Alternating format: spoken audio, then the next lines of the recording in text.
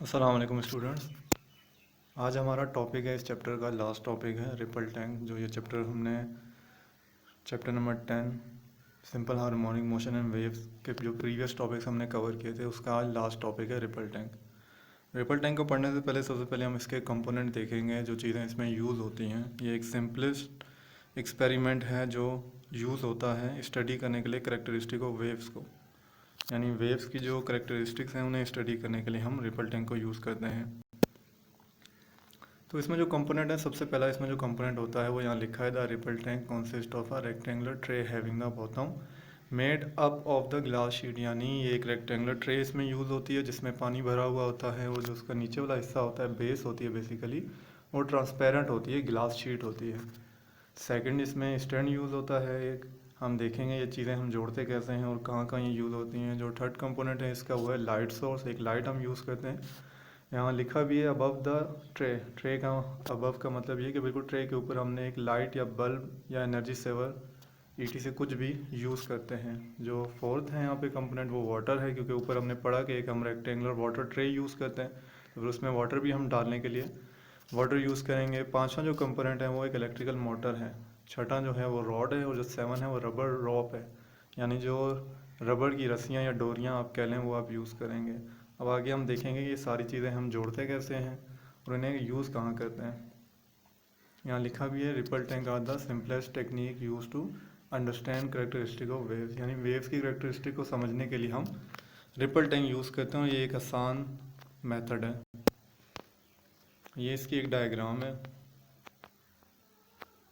जो आपको कंप्लीट अब नज़र आ रही है। इसमें देखें, जो सारे कंपोनेंट हमने ऊपर पढ़े हैं उन्हें हमने यहाँ सेट किया है। यहाँ पे स्टैंड लगा हुआ है, ब्लैक कलर में आपको नज़र आ रहा है। देन यहाँ पे एक रेक्टेंगुलर ट्रे है जिसमें पानी भरा हुआ है, वो भी आपको नज़र आ रहा है। देन ऊपर देखेंगे लाइट सोर्स है, जो हमने कहा था एग्जैक्टली ट्रे के बिल्कुल ऊपर होगी। और नीचे हमने कहा था कि जो रेक्टेंगुलर ट्रे है वो नीचे से ट्रांसपेरेंट है, यानी ग्लास शीट है। उसका पर्पस ये होता है कि जब हम ऊपर लाइट लगाते हैं तो पानी में जो भी वेरिएशन आ रही होती है या जो चेंज आ रहा होता है, यानी जो हम करेक्टरिस्टिक रे की वेव्स की समझना चाह रहे हैं, वो हमें नीचे नज़र आ रही होती हैं। नीचे हमने एक स्क्रीन लगा रखी होती है। स्क्रीन मतलब इस तरह कि जो फर्श है उसके ऊपर लाइट की मदद से जो ये रेक्टेंगुलर ट्रे है उसमें जो कुछ भी हो रहा होता है नीचे उसका अक्स बन रहा होता है, यानी उसकी जो स्क्रीन आ रही होती है वो नीचे आती है। जैसे हमने नीचे लिखा भी है, wave pattern on viewing screen और टेबल, नीचे जो है। देन पावर सप्लाई है, जो हमने इलेक्ट्रिकल मोटर की बात की थी वो भी यहाँ पे लगी हुई है। रेड कलर की वायर आपको नज़र आ रही है जो मोटर के साथ आके टच हो रही है, ब्लैक कलर की जो दो वायर्स हैं। और जो रबर रॉप की हमने बात की थी, जो आपको ये प्लैंक नज़र आ रहा है वुडन लकड़ी का, तो इसको देखें साइड से हमने हैंग किया हुआ है। ये रबर बेसिकली रॉप है, रबर की डोरियाँ आसान तरीके से। अब ये काम कैसे करता है, होता कुछ इस तरह है। जैसे हमने यहाँ पे रेक्टेंगुलर ट्रे में जो पानी भरा है उसके लिखा है शॉलो टैंक ऑफ वाटर। इसका मतलब ये है कि जो टैंक में या ये जो रेक्टेंगुलर ट्रे है इसमें जो पानी है उसकी जो आपकी हाइट है या जो उसका लेवल है वो कोई इतना ज़्यादा नहीं है, मतलब डीप वाटर नहीं है, समझ लें कम गहरा पानी है। अब होता ये कि जब आप पावर सप्लाई ऑन करते हैं और ये मोटर वर्क करना या मूव करना शुरू करती है, सर्कल में घूमती है, सर्कुलर मोशन होती है इस मोटर की, तो जिस प्लैंक के साथ ये फिट हुई हुई है उस प्लैंक को ये अप एंड डाउन मूव कराती है, यानी प्लैंक में वाइब्रेशन प्रोड्यूस करती है। अब वाइब्रेशन प्रोड्यूस होने से होता ये है कि प्लैंक जो है नीचे और ऊपर की तरफ मूव करता है। तो ये जो रबर बैंड या रबर की जो रॉप्स हैं ये जो हमने लगा रखी हैं, ये इसे हेल्प देती हैं नीचे और ऊपर आने जाने में, क्योंकि अगर आप रॉप कोई दूसरी यूज़ करते तो अब आपको पता है ये चीज़ मुश्किल हो जाती है, प्लैंक नीचे और ऊपर मूव सही से ना कर पाता। तो अब ये रबड़ की हैं तो जाहिर सी बात है ये इलास्टिक है, तो नीचे और ऊपर आराम से प्लैंक आ सकता है। अब जब प्लैंक नीचे जाता है तो वो पानी में डिप होता है, जैसे हमने पीछे भी पढ़ा था, जो हमने स्टोन या पेन की एग्जांपल ली थी कि पानी में जब आप उसे डिप करते हैं तो पानी में वेव जनरेट होती हैं। तो यहाँ भी यही होगा, जब प्लैंक जो है मोटर के चलने की मदद से नीचे की तरफ जाएगा और ऊपर की तरफ आएगा, वाइब्रेट करेगा, तो ये बार बार पानी में डिप होगा, पानी के सरफेस को टच करेगा, और जब जब ये टच करेगा तो उसमें वेव प्रोड्यूस होना शुरू हो पड़ेंगी। तो ये बेसिकली सारी अरेंजमेंट थी जो पीछे हमने कंपोनेंट पढ़े कि उनको हम सेट कैसे। तो इसके बाद याद रखिएगा होता ये है कि जब आपका ये प्लैंक वाइब्रेट करता है और पानी के सरफेस पे वेव जनरेट होती हैं, तो वो जो जनरेट वेव हो रही होती हैं उनका सारा पैटर्न हमें नीचे शेडो में नज़र आना शुरू हो पड़ता है। जो वेव पैटर्न और व्यूइंग स्क्रीन और टेबल लिखा हुआ है रेड कलर का एरो से मेंशन भी है टेबल के नीचे। यहाँ पे हमें जो ये लाइन नज़र आती हैं, ये डार्क और ब्राइट लाइंस नज़र आ रही हैं। यहाँ जो आपकी ब्राइट लाइंस हैं, जो बीच में ब्राइट गैप है, वो बेसिकली आपका क्रस्ट है, क्योंकि आपने पढ़ा था वेव्स का एक क्रस्ट होता है, एक ट्रफ होता है, और ये जो डार्क लाइन है ये बेसिकली इसका क्या है, ट्रफ है। इस तरह क्रस्ट और ट्रफ बनकर आगे की तरफ ये वेव्स हमारी मूव करती हैं। इस तरह आपका ये रिपल टैंक वर्क करता है। अब आगे चल के हम इसको देखेंगे कि इसमें बेसिकली ये सारी चीज़ें करेक्टरिस्टिक को हम कैसे मेजर करते हैं और करेक्टरिस्टिक को कैसे समझते हैं। तो पहली जो करेक्टरिस्टिक वेव्स की आती है वो है रिफ्लेक्शन ऑफ वेव्स। अब रिफ्लेक्शन ऑफ वेव्स क्या होता है, इसकी डेफिनेशन हमने लिखी है, the process in which wave moving in one medium fall on the surface of another medium and these bunch back into the same first medium such that the angle of incidence is equal to angle of reflection is called reflection of waves। यानी होता ये है कि जब आपने ऊपर ripple tank पढ़ा था उसमें देखें आपने रेक्टेंगुलर ट्रे में कोई भी हर्डर या कोई भी आपने प्लैंक या बैरियर पानी के रास्ते में नहीं रखा होता जो वेव जनरेट हो रही थी। अब आपने करना ये है कि जो प्लैंक आपका वेव जनरेट कर रहा था उसी के आगे आपने एक और बैरियर रख देना, जैसे यहाँ ब्लू कलर से मेंशन भी है प्लैंक और बैरियर लिखा हुआ है। अब होगा ये कि जो मैंने ब्लैक लाइंस लगाई हैं डॉटेड में, जो पहले आपके रिपल टैंक में मोटर की वजह से और प्लैंक की मदद से जो वेव आ रही थी, जब वो इस बैरियर से टकराएंगी तो ये बैरियर जो है उन्हें बंच बैक कर देगा, यानी टकरा के ब्लू कलर में जो अब लाइंस बैक में जा रही हैं, यहाँ आपको ब्लैक एंड ब्लू लाइंस में भी सही क्लियर नज़र ना आ रही हों, लेकिन मैंने एरो से लिखा हुआ incidence wave, reflection wave, wave ऊपर लिखा है ब्लैक में और नीचे ब्लू से भी वेव लिखा है। जो ब्लैक वाली वेव्स हैं वो आ रही थी, जब वो इस बैरियर से टकराएंगी तो टकराने के बाद उसी एंगल पे जो इंसिडेंस एंगल हुआ था उतने ही एंगल पे वो एंगल रिफ्लेक्ट हो जाएगा बैक। यानी पहला मीडियम वो था जहाँ से आपका मोटर और प्लैंक जो है वेव जनरेट कर रहा था, अब वहाँ से जो वेव आ रही थी वो आके इस बैरियर से टकराती हैं, ये दूसरा मीडियम था। अब वो दूसरे मीडियम में जाने के बजाय इससे टकरा के वापस पहले वाले मीडियम में वापस चली जाएंगी। तो इस तरह की वेव्स को आप क्या कहेंगे, रिफ्लेक्शन वेव, यानी वेव्स का रिफ्लेक्शन हो गया। इसमें आपने जो चीज़ याद रखनी है वो याद रखना है, जो इंसिडेंस एंगल होगा वो रिफ्लेक्शन एंगल के इक्वल होगा। देन आपकी जो सेकंड करेक्टरिस्टिक है वेव की वो है refraction of wave. Refraction of wave basically ये है कि जैसे इसकी डेफिनेशन पहले पढ़ लेते हैं, the process in which the wave from one medium enter in the second medium at some angle their direction of travel may change is called refraction of waves and speed of waves enter first medium to second depend on the depth of water. यानी आपको ये बताया जा रहा है यहाँ पे simply कि राइफ्रैक्शन वेव वो वेव्स होंगी कि एक मीडियम से आपकी वेव जनरेट हुई, जैसे आपके प्लैंक और मोटर ने रिपल टैंक में एक वेव जनरेट की, उसके आगे आपने एक ऐसा बैरियर रखा जिसे वेव टकरा के सारी की सारी वापस नहीं आई, बल्कि उन्होंने अपनी डायरेक्शन चेंज करके वो दूसरे मीडियम में चली गई। तो ऐसी वेव्स को आप क्या कहेंगे, राइफ्रैक्शन वेव। अब जाहिर सी बात है वो एक मीडियम से दूसरे मीडियम में गई हैं तो उनकी स्पीड में कुछ ना कुछ चेंज ज़रूर आएगा। तो हमने कहा है कि वो जो स्पीड में चेंज है वो डिपेंड करेगा वाटर की डेप्थ पे, कि अगर वाटर ज़्यादा डीप है, जो आपने पानी का टैंक लिया है, तो वेव्स की स्पीड कुछ और होगी, अगर पानी ज़्यादा कम है गहरा तो उनकी स्पीड कुछ और होगी। रिफ्लेक्शन वेव में हमने क्या पढ़ा था कि सारी वेव टकरा के बंच बैक हो जाती हैं, यानी वापस पहले वाले मीडियम में आ जाती हैं, और रिफ्लेक्शन वेव में ये होती है कि वो पहले मीडियम से दूसरे मीडियम में इंटर हो जाती हैं किसी एंगल पे और अपनी डायरेक्शन भी चेंज कर लेती हैं। अब हम डायग्राम से देखेंगे ये होता कैसे है। जैसे ये एक डायग्राम है, इसमें हमने देखा है, देखें जो ब्लैक कलर में वेव आ रही हैं, अब रिफ्लेक्शन वेव में हमने जो बैरियर रखा था वो बिल्कुल सीधा रखा था इसके सामने, तो सारी वेव टकरा के वापस आ गई थी पहले मीडियम में। लेकिन इसमें क्या है कि जो बैरियर है वो बिल्कुल सीधा नहीं पानी के सामने रखा हो गया, बल्कि थोड़ा सा इंक्लाइंड है। थोड़ा सा इंक्लाइंड से ये है कि नीचे आपको नज़र आ रहा है जहाँ पे ये वेव लिखा है उसके बिल्कुल थोड़े से ऊपर देखें एक रास्ता बना हुआ है, जब वेव्स यहाँ से टकराएंगी तो पहले मीडियम से जो वेव्स आ रही थी इस बैरियर से टकरा के इस छोटे से रास्ते से इंटर होके दूसरा जो मीडियम दूसरी तरफ है बैरियर के, जहाँ पे बैरियर लिखा हुआ है वहाँ इंटर हो जाएंगे। तो इससे क्या होगा कि पहले मीडियम से वेव आई और दूसरे मीडियम में क्या हो गई, इंटर हो गई। किस एंगल पे, इस एंगल पे, ये जो थोड़ा सा गैप था।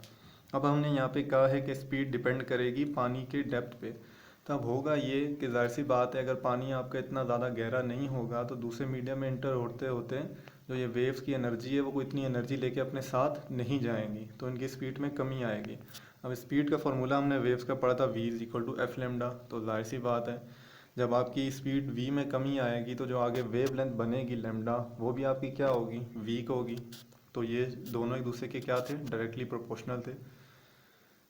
नेक्स्ट आपकी जो डेफिनेशन है, कैरेक्टरिस्टिक है, इसमें है diffraction of wave. Diffraction of waves क्या है, द बाइंडिंग और spreading of waves around the sharp edge और corner of obstacles is called diffraction. इसका मतलब ये आपको बताया जा रहा है कि बाइंड होना या आपका स्प्रेडिंग होना, स्प्रेडिंग या बाइंडिंग आप यहाँ से समझ लें। जो पीछे से देखें वेव्स आ रही हैं सीधी लाइंस में, जो आपकी वर्टिकल आपको सीधी लाइन नज़र आ रही हैं डॉटेड में, ये आपकी रिपल टैंक और प्लैंक से और मोटर से जो वेव्स आ रही थी सीधी, आगे आपने इस तरह के दो बैरियर रखे जिनके सेंटर में क्या था, गैप था। जैसे यहाँ पे आपको देखें गैप नज़र आ रहा है। अब जो बिल्कुल सीधे दो आपके ये बैरियर पड़े हुए हैं ऊपर और नीचे, उनसे जो वेव टकराएंगी वो तो आपकी रिफ्लेक्शन का केस हो जाएगा, टकरा के वापस पहले मीडियम में चली जाएंगी। लेकिन ये जो सेंटर में छोटा सा गैप है, यहाँ से ये पानी क्या होगा, पास हो जाएगा।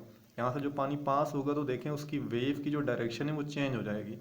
पीछे से आपकी ये बिल्कुल सीधी वेव्स आ रही थी, यहाँ से अब आपकी सर्कुलर वेव बनना शुरू हो पड़ेंगी। तो यही इसकी डेफिनेशन है कि बाइंडिंग हो जाना या स्प्रेडिंग हो जाना।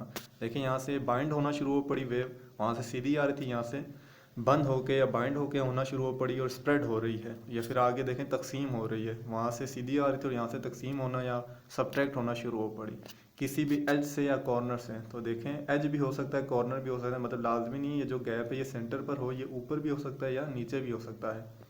तो इनसे जो वेव गुजर के आगे बाइंडिंग बन जाएगी या स्प्रेड होना शुरू हो पड़ेगी, तो इस तरह की वेव को आप क्या कहेंगे, डायफ्रैक्शन ऑफ वेव। इसमें होता ये है कि जो आपने ये रखे होते हैं बैरियर, ये वेव के बिल्कुल 90 के एंगल पे होते हैं, मतलब बिल्कुल उसके क्या होते हैं, परपेंडिकुलर होते हैं। यहाँ पे अगर आप ये बैरियर का नॉर्मल देखें या वेव का नॉर्मल देखें तो इसके क्या है, बिल्कुल 90 के एंगल पर हैं।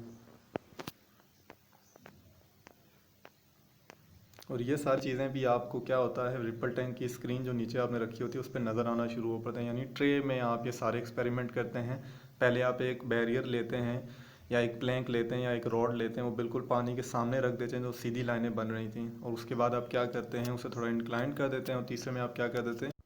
तो अगेन हम डायग्राम पे आ गए। यहाँ पे हमने जो तीन डेफिनेशन या तीन करेक्टरिस्टिक ऑफ वेव्स पढ़ी हैं, रिफ्लेक्शन, राइफ्रैक्शन और डायफ्रैक्शन, उसको परफॉर्म यहीं पे किया जाता है। जो आपकी देखेंगे सीधी वेव आगे आ रही थी लाइंस में, इसमें आप एक बैरियर या ऑब्स्टिकल जो है पहले सीधा रखते हैं, बिल्कुल इनकी लाइन जो ये ट्रे है रेक्टेंगुलर, इसके बिल्कुल सामने पानी के अंदर सेंटर में। तो वहाँ पे आपका रिफ्लेक्शन का केस होता है कि सारी वेव्स टकरा के वापस पहले वाले मीडियम में चली जाती हैं। देन आप उसी ऑब्स्टिकल को थोड़ा इंक्लाइन कर देते हैं, उसका एंगल 90 के बजाय चेंज करके 70, 60 या 65 कर देते हैं। तो वहाँ से नीचे या ऊपर से कॉर्नर के जो ये ट्रे है इसके एक रास्ता बन जाता है। तो यहाँ से जो वेव पहले मीडियम से दूसरे मीडियम में एंटर हो जाती है, वहाँ पे आपका राइफ्रैक्शन का केस बन जाता है। और देन आप ये करते हैं कि एक बैरियर के बजाय दो छोटे छोटे बैरियर यूज़ करते हैं और सेंटर से गैप छोड़ देते हैं। तो सेंटर से जो आपका रास्ता बन जाता है, वहाँ पे जो वेव होती है वो बाइंड होके या स्प्रेड होके गुजर जाती है, तो उसमें आप डायफ्रैक्शन का केस कर लेते हैं। और ये सारी चीज़ें आपको नीचे स्क्रीन पे नज़र आना शुरू हो पड़ती हैं। और उसी तरह आपका क्रस्ट और ट्रफ वही होता है, जो आपकी डार्क लाइनें होती हैं वो आपका क्या होता है ट्रफ, और जो आपकी ये ब्राइट लाइंस होती हैं सेंटर में जो आपको नज़र आ रही होती हैं, ये आपका क्या होता है। अब इसके साथ आपका होमवर्क ये है कि आपने एक तो एग्जांपल नंबर 10.3 करनी है, इसी टॉपिक के एंड पे एग्जांपल आती है, ये आपका होमवर्क है, ये आपने नीट कर लेनी है अपनी कॉपी पे। इसके साथ आपने शॉर्ट क्वेश्चन सारे कर लेने हैं जो इसके बुक में है दिए गए हैं। अब आपने ये बात याद रखनी है कि बुक के जो जितने शॉर्ट क्वेश्चंस हैं, जो रिव्यू क्वेश्चंस हैं, वो सारे वही हैं जो आपने लॉन्ग टॉपिक में या जो मैंने आपको इसके स्टार्ट के टॉपिक्स में चीज़ें पढ़ाई थी उनमें कोई चेंज नहीं है। बस वही चीज़ें उसने आपसे शॉर्ट क्वेश्चंस में पूछ ली हैं। वेव्स का पूछ लिया है, इलेक्ट्रोमैग्नेटिक वेव्स क्या है, मैकेनिकल वेव्स क्या हैं, क्रस्ट क्या है, ट्रफ क्या है, ये सारी चीज़ें मैंने आपको करा रखी हैं। तो ये शॉर्ट क्वेश्चन आपका होमवर्क है और एग्जाम्पल नंबर 10.3। अब जो दो नोमेरिकल रहते हैं 10.9, इससे कर लेते हैं।